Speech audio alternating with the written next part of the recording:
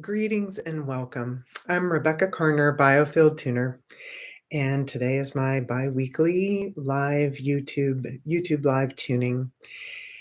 Today, today I'm just doing a really light and easy topic about totality.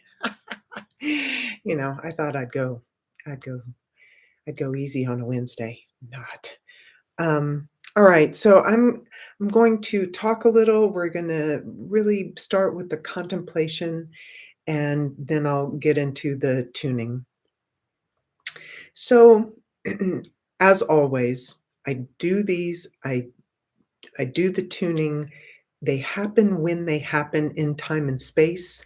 The collective field is, of course, informed by the right now. This happens to be July 30th, 2025. And also, always, because time is just a construct, anybody in the future who is tuning into these energies, this tuning is absolutely effective and useful and timely for you whenever you come across these videos, because all time really is now. Having said that, I don't know about anybody else out there, but it's all the things all the time, everywhere, all the time, all at once, right? For me. And some of the really big and pertinent, and I will say poignant themes that I have been contemplating, that I have watched those around me, my clients, people near and dear to me, contemplating are the big things, right? Nobody's noodling around with small potatoes these days. The themes have been regret, remorse, heartbreak, decisions made in the past, sometimes the distant past. And how do we live with that? How do we live with those decisions?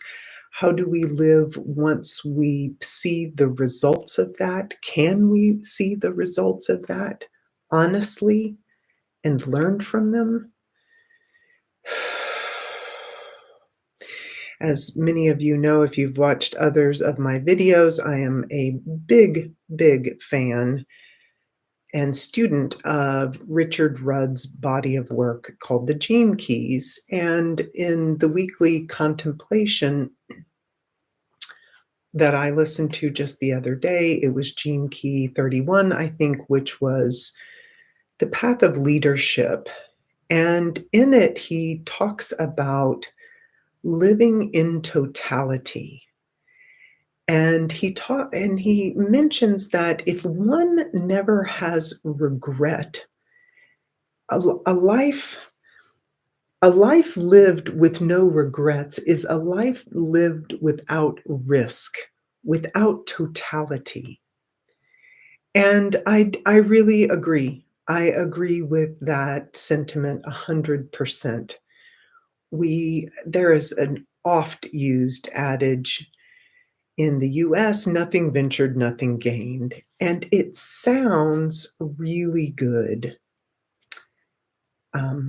And like venture, right? That word has a really lovely connotation in today's culture. Adventure, venture capital, right? That's the seed money that people get and are able to make their dreams come true or create new innovation with it, right? Venture, nothing ventured, nothing gained. It's a pleasant word. And then at the end of the phrase, you get the gain. Well, everybody loves gain. And baked into that lovely word venture is risk, is uncertainty, is deep ambiguity. To venture something takes bravery, courage, risk, gumption, faith, imagination. There is no guarantee in imagination, right? But to think of something and then to venture to create it, to venture to, y- speak it into form, whatever, all of the things, that takes all those other things baked into the mix to then be able to have created something, to have gained something, to have offered something.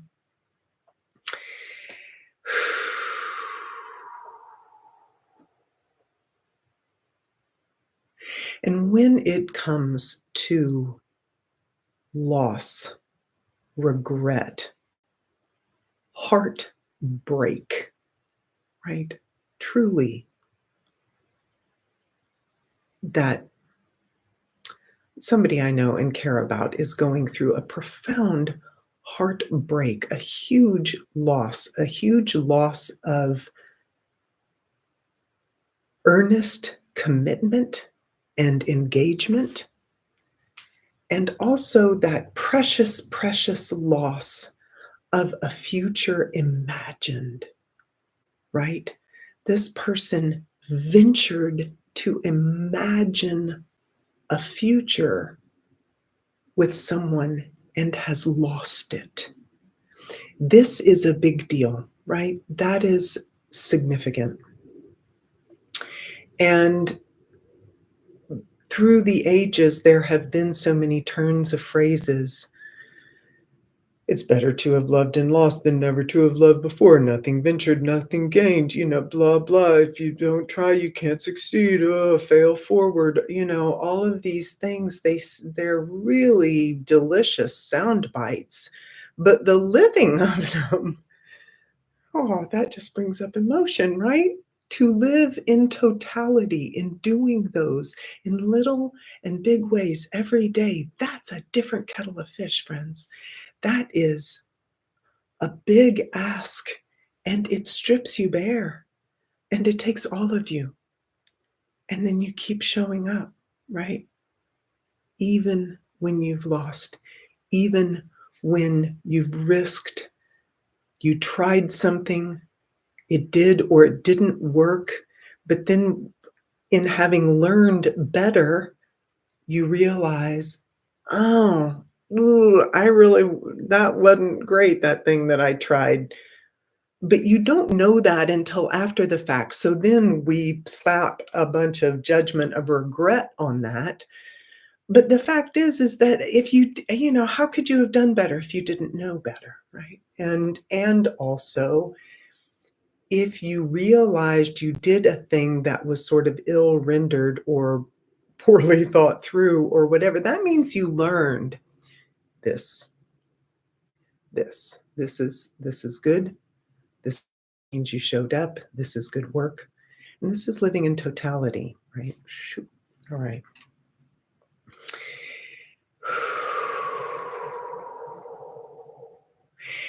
The thing about living in totality is that the most security that you're ever really guaranteed is that you're all in, right? There is no guaranteed security, but you can always rest assured of the stability that you're going to do all of what it takes, whatever that looks like, right? So there's malleable and, mm, right, there's mm, supple stability, but there's no like guaranteed security. And that's hard for a lot of people to really lean into.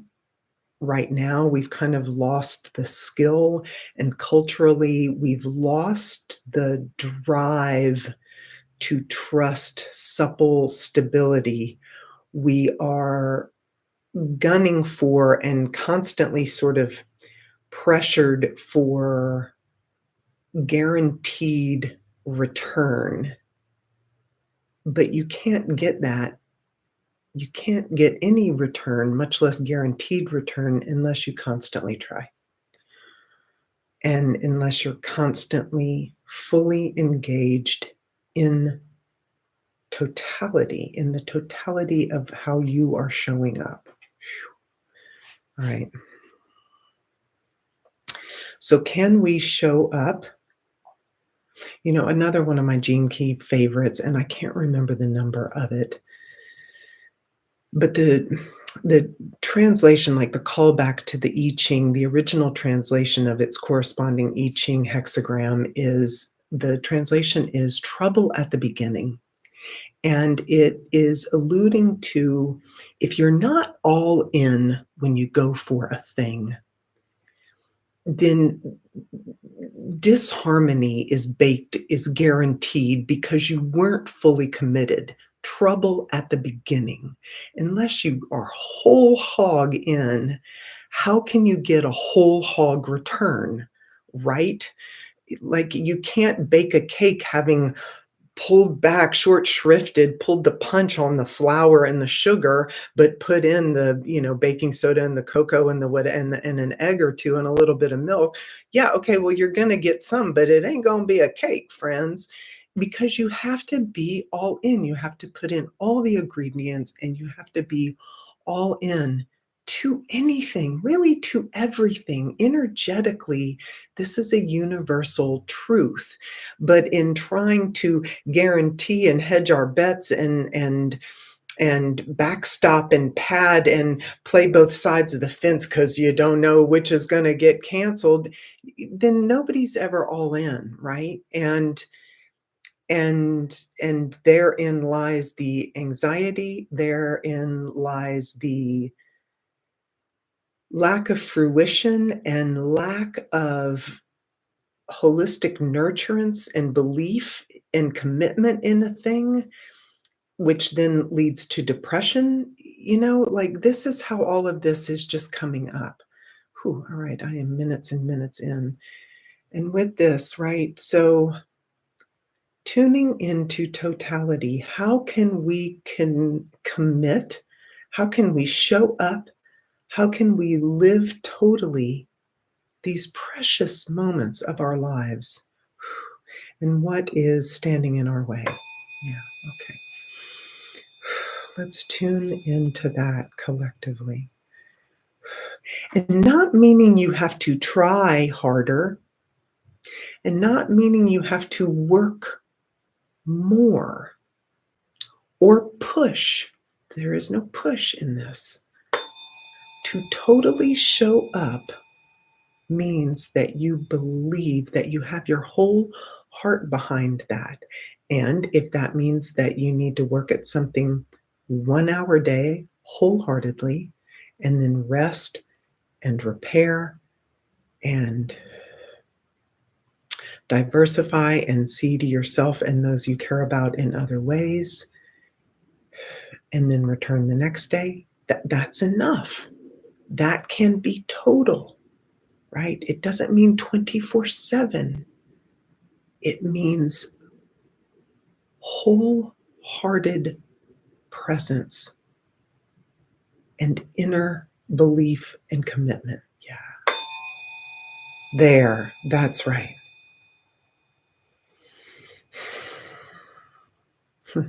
Yeah, isn't that funny? Right? And then isn't this interesting? Because when one discerns and commits fully to whatsoever they are called to do, I think you will find there is far, far less push and maybe even no push, right? There's far less strain.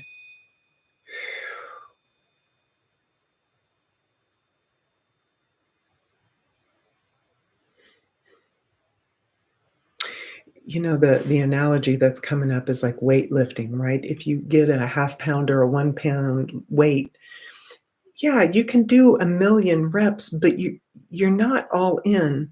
Whereas to be fully committed to building that muscle, to get the heaviest weight that's appropriate for you to fatigue the muscle, and then to put the weight down, let it repair, and come back later and fatigue it fully again. That is so much less time in the gym. That is so fewer reps and wear and tear on the joints of your reps by fully committing in total to building that muscle, as opposed to pulling the punch and short shrifting and going easy on the weight. You're having to push harder and work longer. Yeah, okay. Yeah.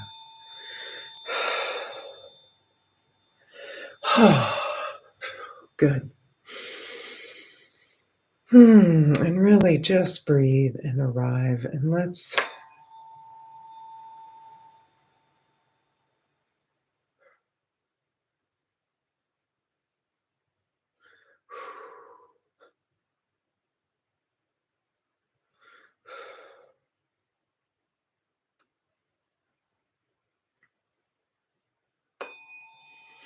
since I listened to the Richard Rudd Contemplation on Regret, I've been thinking a lot about regret, because one of the things that I have personally been looking at, and in my self review and self awareness strengthening, I have been bumping up onto some things that I regret, ways that I thought, decisions that I made at a time that is not now, that I conceive of differently now, right? And so I call that regret.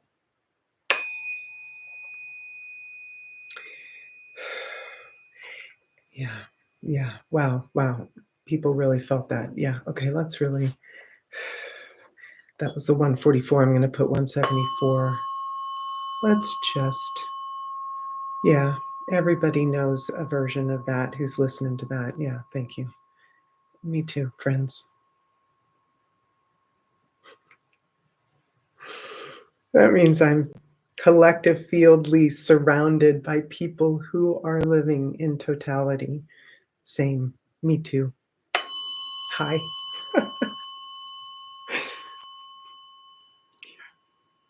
Yeah. Yeah. Love you too. Yeah. Yeah. Yeah. Yeah.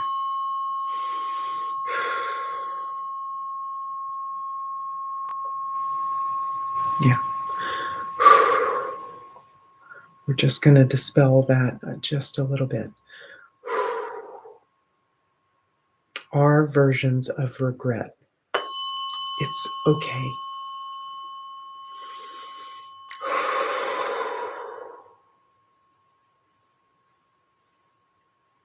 Yeah.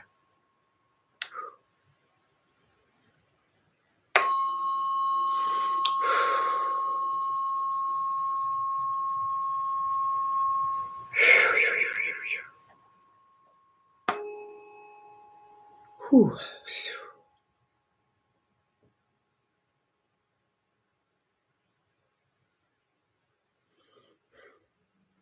I really want to honor the emotion coming up. It's really thick. People are having it's weird. Brene Brown talks so beautifully and effectively around the frequency of shame. But boy, howdy, the frequency of regret is thick as a brick, y'all. It's hot up in here. Yeah. Wow. Okay. I hear you. We really identify with that. Okay.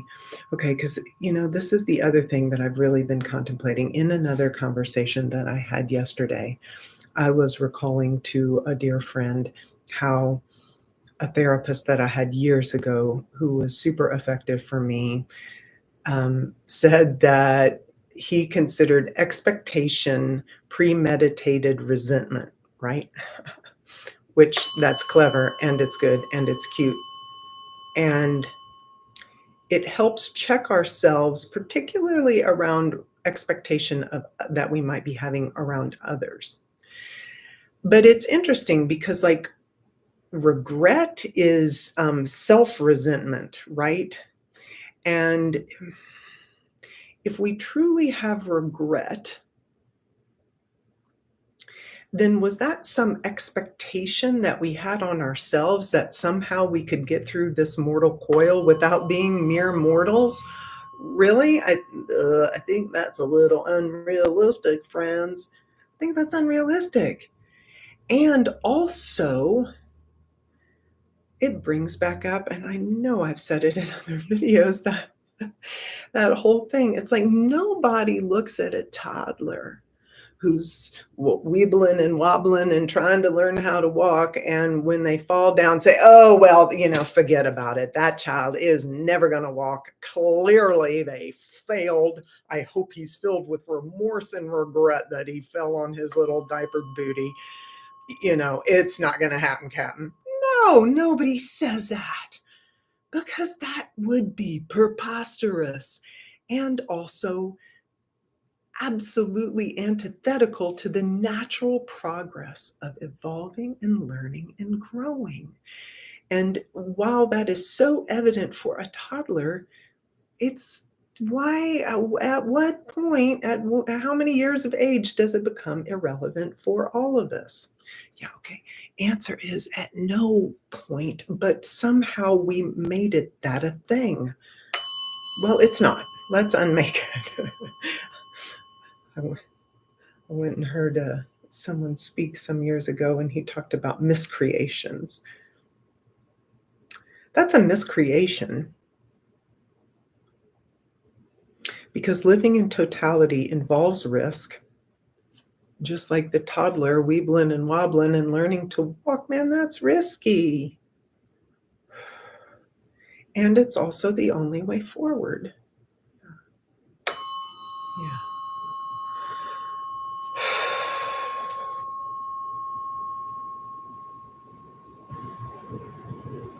And if regret has,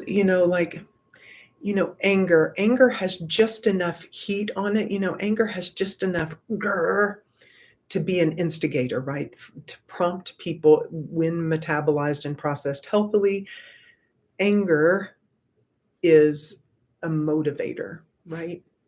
So I don't want to take all of the negativity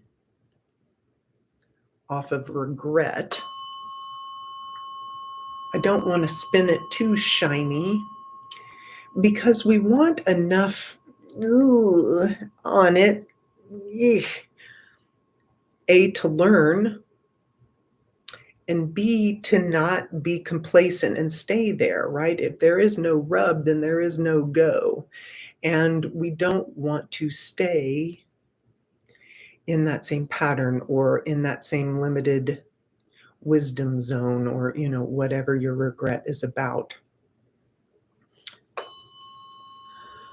We want, right? If something is 100% comfortable, one would never leave.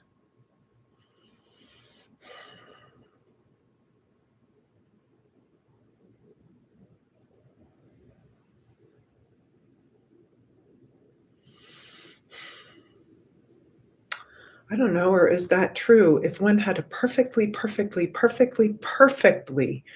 comfortable, 100% comfortable and nurturing and nourishing and secure nest, would someone not fly if flying is in their nature, right?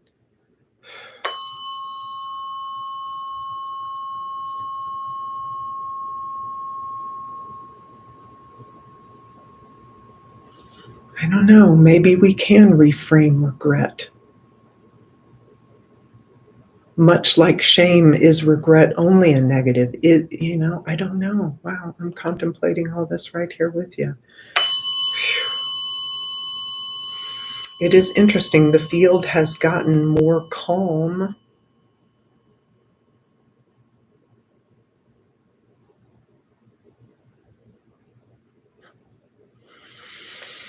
Can you innovate and create and move and grow and evolve whilst learning from risk ventured without regret of whatsoever the results may look like, right? Is that a thing? You want to make it a thing? What if we made it a thing? It could be a thing.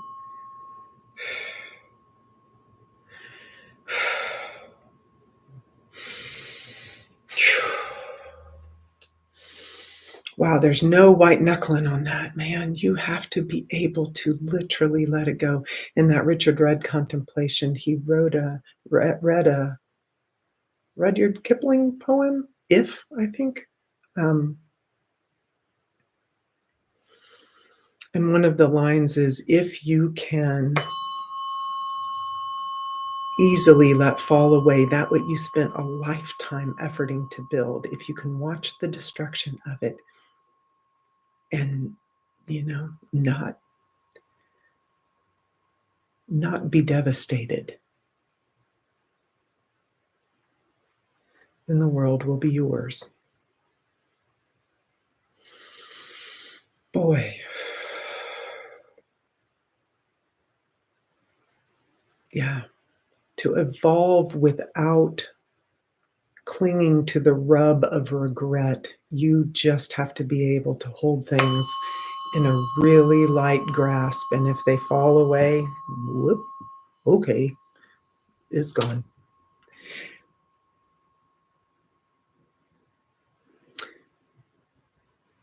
And hold it lightly, but still be totally committed, right?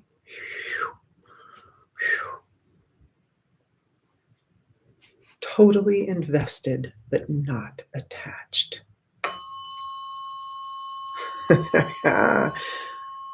Yeah, that's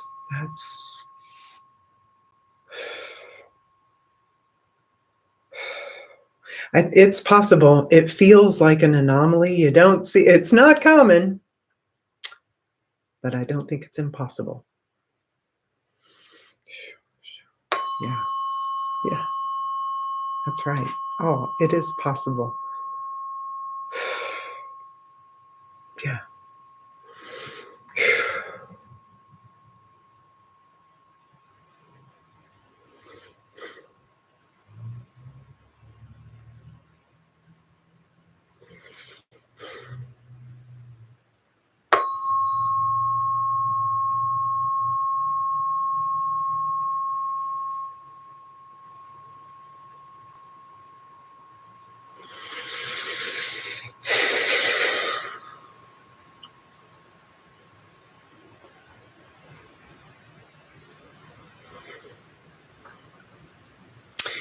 I'm just thinking about the heartbreak situation. It's interesting. It's like, again, it's just really striking me how heartbreak comes from the outside, right? Our hearts. I mean, sometimes we break our own heart, but largely that is describing somebody outside of us, quote, breaking our hearts. Whereas regret is a deeply internal and self afflicted state.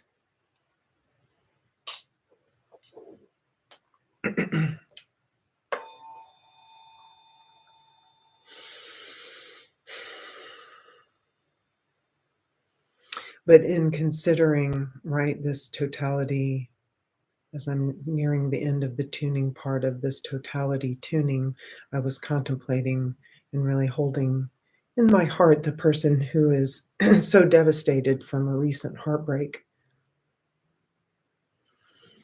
And to have been totally committed and then to be utterly and totally in the devastation right now. And they are a young person. So I don't know if they have the context that they can be totally in this devastation and will truly somehow, honest to goodness, fully want to commit and try again at some point. And that day is not today, right? That day is not today. But it will come. That day will come. And those of us who have been riding the rock a little while, we know that, and even at that, I tend to white knuckle and try to avoid heartbreak or too much risk.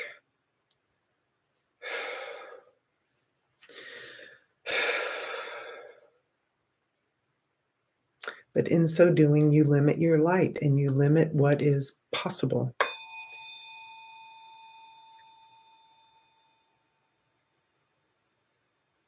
The cosmos really is infinite rainbow ether. It's an infinite source, river, pool of full spectrum raw material for creative genius. Fully. That's all it is, because it's all that is.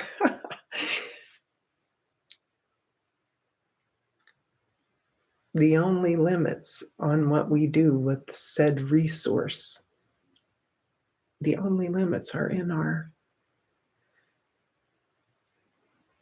tiny minds and walled off hearts. It's not even in the minds, it's in our walled off hearts. It's in our forgotten portals, inner portals that are our heart. Yeah, yeah.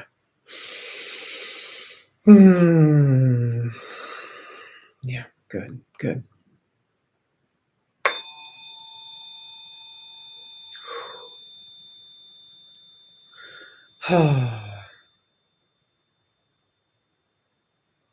Wow, that really was a calming right there. That's really cool. Like how everybody just sort of went into their hearts and actually felt that inner portal, that inner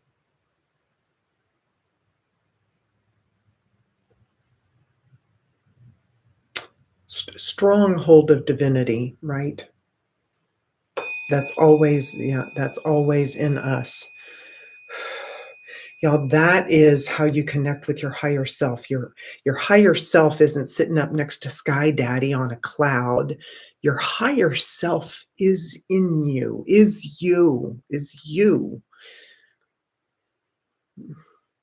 Some argue it's future you, some argue it's past, some it's different density or different dimensional you. Yes, okay, I kind of think so too. And it's also right here, it's right in our hearts. And it also very much is us.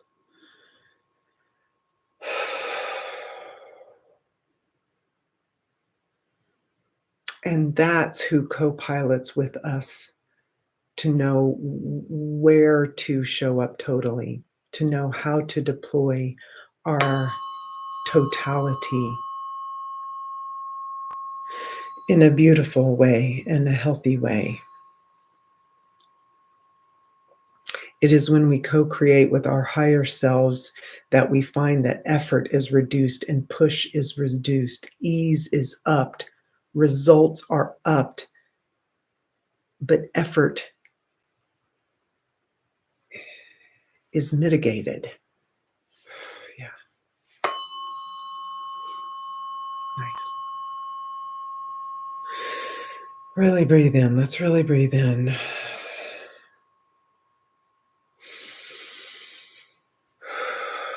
You know, like bellows stoking a fire or somebody fluffing a duvet.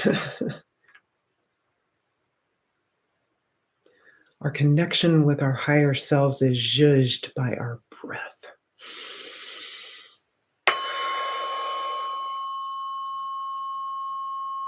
We breathe into here. We don't breathe into here. This isn't the main vein, friends. This isn't the strongest piston. It's here.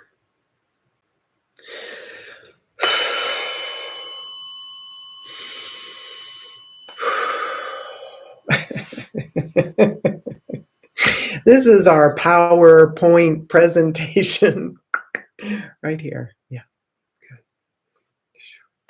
Excellent. Good. Good, good, good. All right.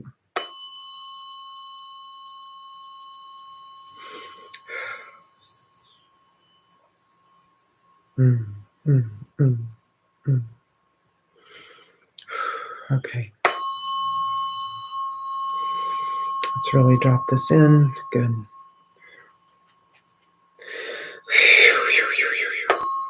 Let's really drop this in.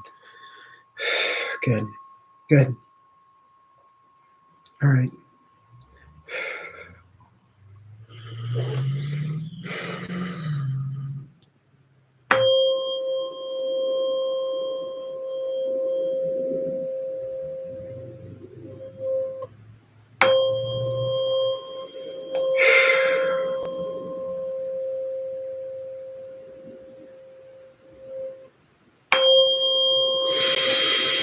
Good. Good, good, good. Good. All right, y'all. Man, really good tuning, good contemplation. Thanks for being here. RebeccaCarner.com if you want to book in a private session, if you'd like to reach out. I am actively in community building enterprises here in the greater Atlanta area. One of the women's groups that I'm going to co-facilitate is an online and virtual community that we're going to get going. It's kind of an offshoot of a small, more proximate in-person group that we're then going to expand out, hopefully in the next month or so. Please reach out. I'm here. I do what I love because I'm totally in it. Risking it all, friends, to be doing this right here, right now, with all of you. It is such a joy. It is my honor to be here. Sending so much love. Until the next time.